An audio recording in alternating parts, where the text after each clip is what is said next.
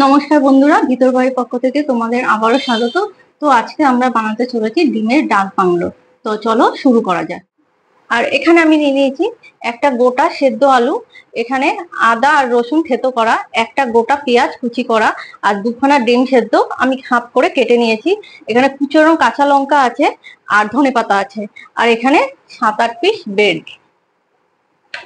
তো দেখো, আমি কড়াই গরম করে এখানে আমি সাদা অয়েল দিয়েছি 5 চামচ পুরটা রেডি করার জন্য। তো তেলটা গরম হতে থাক, ততক্ষণ তেল গরম হয়ে গেছে। এবার আমি আদা রসুন থেতো করাটা আমি এখানে তেলে দিয়ে দিচ্ছি। পেঁয়াজটা দিয়ে দিলাম। এখানে আমি কাঁচা লঙ্কা আর ধনেপাতা কুচিটা দিয়ে দিচ্ছি। সামান্য হলুদ গুঁড়ো, সামান্য জিরে গুঁড়ো, অল্প অল্প দিতে হবে, আর সামান্য লবণ দিয়ে দিলাম,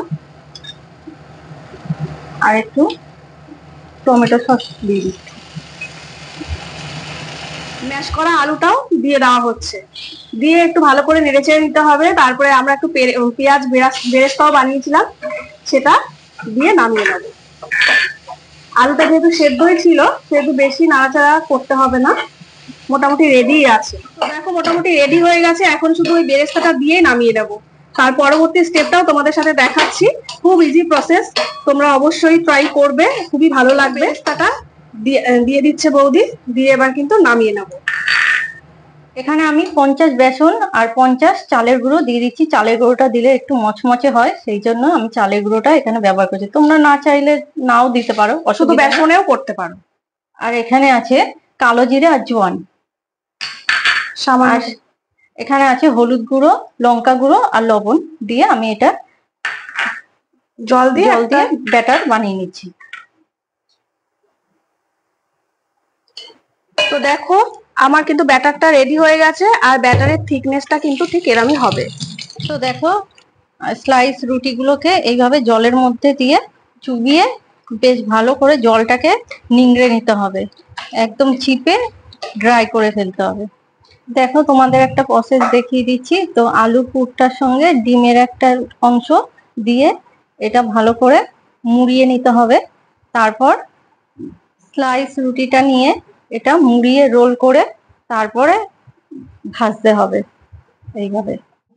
দেখো, তেল কিন্তু গরম হয়ে গেছে, আর আমাদের ডিমের যে ডাক বাংলো গুলো আমরা কিন্তু সুন্দর করে শেপ দিয়ে নিয়েছি। আমরা ডিম্বাকৃতি দিয়েছি, তোমরা অন্যরকম শেপ দিতে পারো, কোনো অসুবিধা কিচ্ছু নেই। যেই প্রসেসে দেখিয়েছি সেই প্রসেসেই করবে, খুব সুন্দর হবে।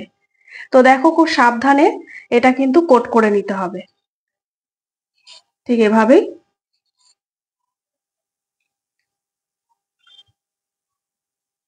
ব্রেড ক্রামস দিয়ে তুমি এইভাবে কোট করে নিয়ে আস্তে করে কিন্তু গরম তেলের মধ্যে ছেড়ে দেবে। এটা খুব সাবধানে করবে কাজটা, কেন কি তেলটা অনেকটাই গরম। গোল্ডেন ব্রাউন করে ভেজে তুলে নেবে, আর হালকা স্টিমে ভাজতে হবে।